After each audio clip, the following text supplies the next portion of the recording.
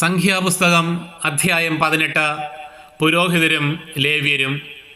കർത്താവ് അഹറോനോട് അരുളി ചെയ്തു, നീയും പുത്രന്മാരും നിന്റെ പിതൃഭവനം മുഴുവനും വിശുദ്ധ സ്ഥലത്ത് സംഭവിക്കുന്ന അകൃത്യങ്ങൾക്ക് ഉത്തരവാദികളായിരിക്കും.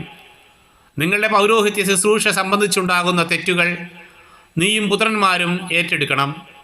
നീയും പുത്രന്മാരും സാക്ഷി കൂടാരത്തിന് മുമ്പിൽ വരുമ്പോൾ നിങ്ങളെ സഹായിക്കുന്നതിന് നിന്റെ പിതൃഗോത്രജരായ ലേവ്യ സഹോദരന്മാരെയും കൊണ്ടുവരിക.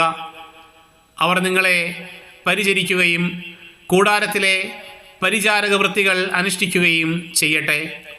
എന്നാൽ വിശുദ്ധ മന്ദിരത്തിലെ പാത്രങ്ങളെയോ ബലിപീഠത്തെയോ അവർ സമീപിക്കരുത്. സമീപിച്ചാൽ അവരും നിങ്ങളും മരിക്കും. അവർ നിങ്ങളുടെ കൂടെ നിന്ന് സമാഗമ കൂടാരത്തിലെ സകല ജോലികളും ചെയ്യണം. മറ്റാരും നിങ്ങളെ സമീപിക്കരുത്. ഇസ്രായേൽ ജനത്തിൻ്റെ മേൽ ഇനിയൊരിക്കലും ക്രോധം പതിക്കാതിരിക്കാൻ വിശുദ്ധ മന്ദിരത്തിൻ്റെയും ബലിപീഠത്തിൻ്റെയും ചുമതലകൾ നിങ്ങൾ തന്നെ വഹിക്കണം. നിന്റെ സഹോദരന്മാരായ ലേവ്യരെ ഇസ്രായേലിൽ നിന്ന് ഞാൻ വേർതിരിച്ചെടുത്തിരിക്കുന്നു.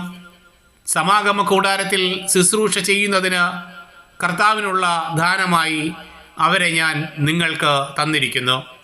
ബലിപീഠവും തിരശീലയ്ക്ക് പിന്നിലുള്ളവയും സംബന്ധിച്ചുള്ള പൗരോഹിത്യ ശുശ്രൂഷകളെല്ലാം നീയും പുത്രന്മാരും അനുഷ്ഠിക്കണം. നിങ്ങൾ തന്നെ അത് ചെയ്യണം. പൗരോഹിത്യ ശുശ്രൂഷ നിങ്ങൾക്കുള്ള ദാനമാണ്. മറ്റാരെങ്കിലും അതിന് തുനിഞ്ഞാൽ അവൻ മരണശിക്ഷ അനുഭവിക്കണം.